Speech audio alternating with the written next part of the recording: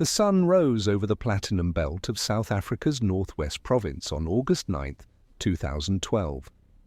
At the Lon Min mine near Rustenburg, rock drill operators descended into the earth as they had for years, their bodies breaking stone in exchange for wages that barely sustained life.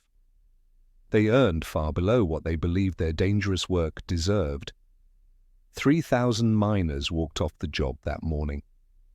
They wanted 12,500 rand a month, a living wage for men whose lungs filled with dust and whose families lived in shacks without running water. The company refused to negotiate outside official union channels. The National Union of Mine Workers, meant to represent them, had failed them. On August 10th, desperate miners marched to the NUM office seeking support from their own union. They were met with live ammunition. 2 miners fell dead. Violence began to spread across the platinum belt like a dark stain. Between August 12th and 14th, 10 people died in escalating confrontations. 2 Lon Min security officers, Hassan Fundi and Franz Mabelan, were killed, presumably by strikers. 3 strikers and 2 police officers died in a single confrontation on August 13th.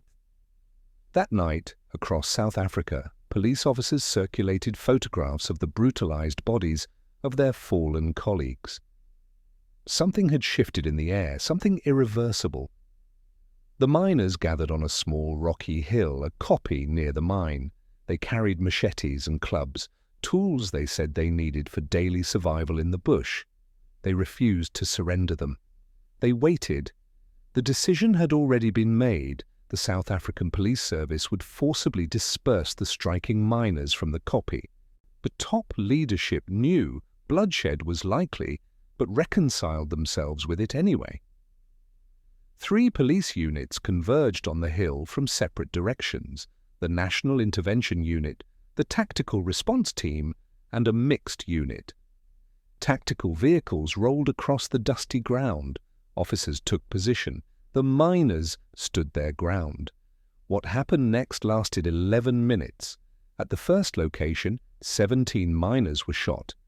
At the second location, as miners fled toward a smaller koppie, the 3 police units opened fire. 295 bullets tore through the air. 14 miners died on the scene, 3 more in hospital. 10 were found dead in a rocky crevice where they had tried to hide. By the time the dust settled and the gunfire ceased, 34 miners lay dead.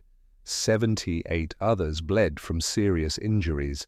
Not a single police officer was killed that day.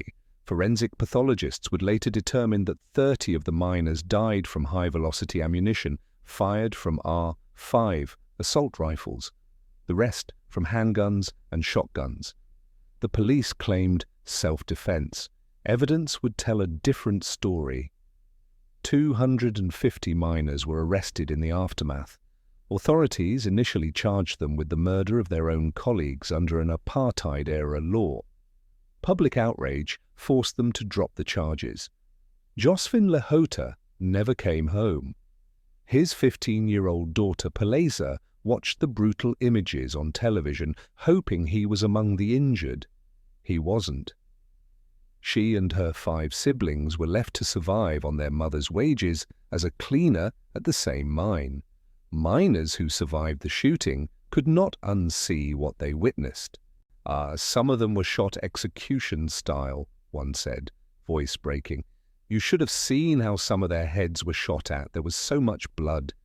A commission of inquiry was established. It found that police hid important evidence and presented false testimony. It could find no objective evidence of self-defense at the second scene where most miners died. In December 2016, the President announced criminal charges would be brought against senior police officers. In March 2017, 72 officers were identified for prosecution. Years passed. No one was held accountable. The families received no justice, no meaningful reparations. The President never visited them, even as he visited other grieving families. The miners still lived in shacks without showers. Their wages had increased, but poverty remained. The Marikana massacre became the deadliest use of force by South African security forces against civilians since the Soweto uprising in 1976.